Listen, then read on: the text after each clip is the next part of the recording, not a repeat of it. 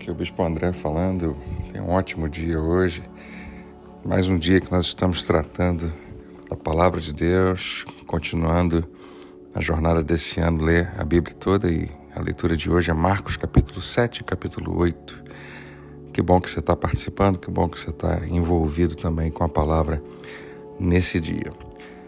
Minha oração é que, à medida que você esteja lendo a Palavra, o Espírito Santo esteja imprimindo essas palavras no seu coração, que elas não sejam apenas uma leitura, mas um manual de vida prática.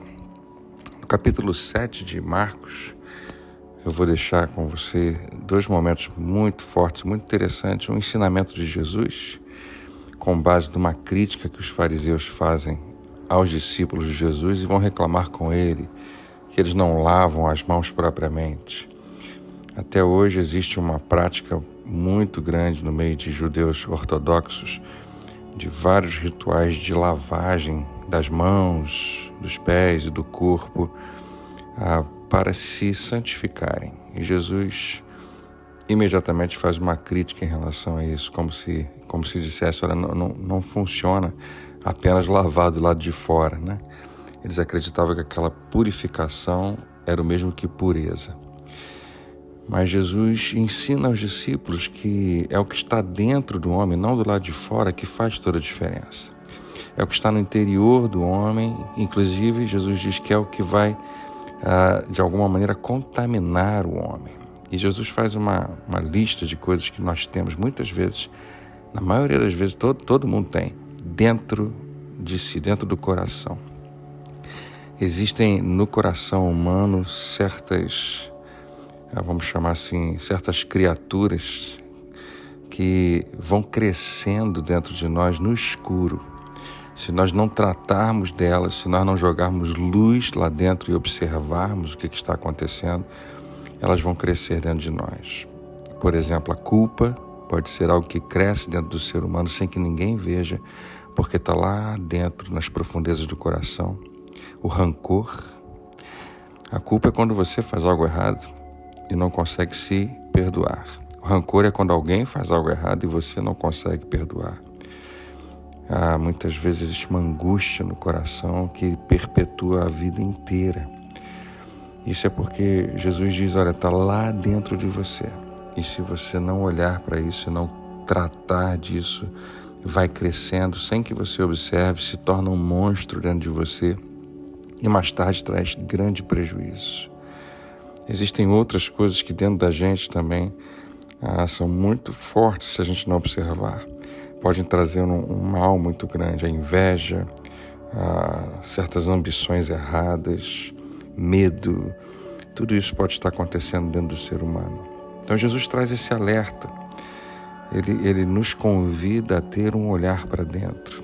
Aliás, lá no Antigo Testamento, Deus já faz isso com o ser humano. Se você lembrar bem dos 10 mandamentos, Deus fala sobre honrá-lo como Deus, sobre honrar as pessoas. Quando ele fala não matarás, significa honrar a vida das pessoas, honrar o corpo das pessoas.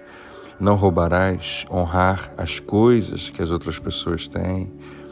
Quando a Bíblia fala não furtarás. Quando a Bíblia também fala não adulterarás, é honrar o casamento das outras pessoas. Mas o último dos 10 mandamentos, que você encontra lá em Êxodo 20, diz não cobiçarás, que é um mandamento que não é você olhar meramente para Deus ou para as pessoas, mas é olhar para dentro de você. Então, desde sempre, Deus está nos convidando a estarmos alerta ao que está acontecendo dentro de nós, a estarmos bem atentos, preocupados com o nosso interior. Na verdade, é para onde Deus está olhando o tempo todo. Você lembra quando Davi vai ser escolhido rei de Israel? Deus fala com Samuel, vocês olham para o exterior, mas eu olho para o interior, para o coração do homem. E Jesus nos lembra mais uma vez, olha, você também precisa olhar para o seu coração, olhar para dentro de você.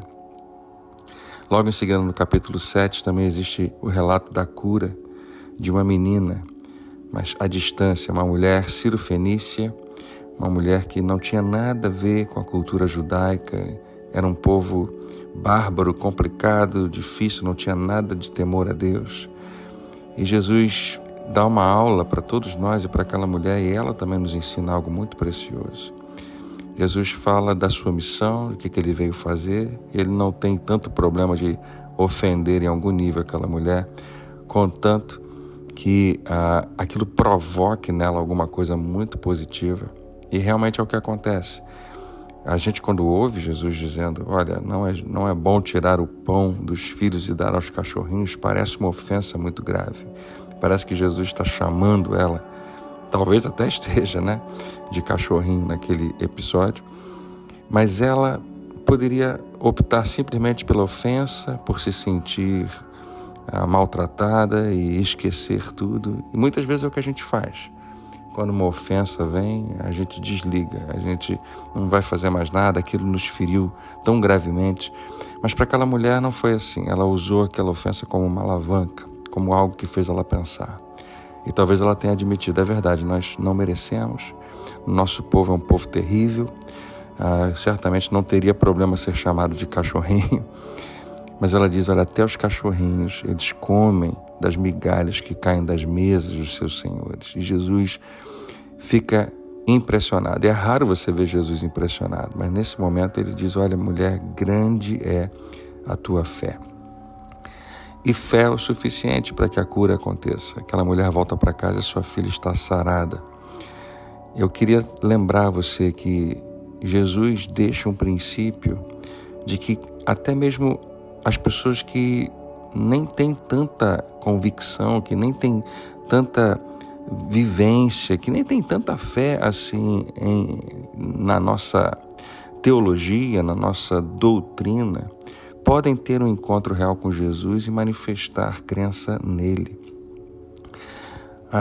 E nesse princípio, isso pode provocar em nós, tem que provocar em nós um novo olhar sobre essas pessoas. Mas também tem que olhar mais uma vez para nós e perceber quem nós somos. Porque em João, no capítulo 1, a Bíblia diz que todos quantos que creram no nome de Jesus foram feitos filhos de Deus. Deus nos deu o poder de sermos feitos filhos de Deus. Se Jesus diz, olha, existe um pão para os filhos que eu não quero dar, não quero simplesmente dar para os cachorrinhos porque é dos filhos. Existe algo que Deus tem para você, reservado para você como filho, que você não precisa mendigar, que você não precisa esperar que caia da mesa, uma migalha, como o cachorrinho às vezes faz, mas que é garantido para os filhos. Naquele episódio, a cura é o pão dos filhos. Deus tem cura para os seus filhos. Deus tem restauração para a sua vida. Eu não sei o que você está vivendo hoje, mas eu fico feliz que a Bíblia não diz que a cura é a sobremesa dos filhos, porque às vezes tem comida, mas não tem sobremesa, Mas pão nunca vai faltar na mesa dos filhos. Então Jesus diz, olha, diariamente existe um pão, diariamente existe um alimento espiritual. Deus está cuidando dos seus filhos. Eu oro para que o Espírito Santo possa transmitir essa verdade à medida que você lê a palavra nesse dia, para reafirmar e reforçar no seu interior a sua posição de filho, de alguém que Deus tem como um filho, uma filha amada. Eu oro para que você tenha um dia maravilhoso, cheio da presença de Deus e o tempo todo também encharcado dessa presença que a sua palavra traz. Deus abençoe e até a próxima.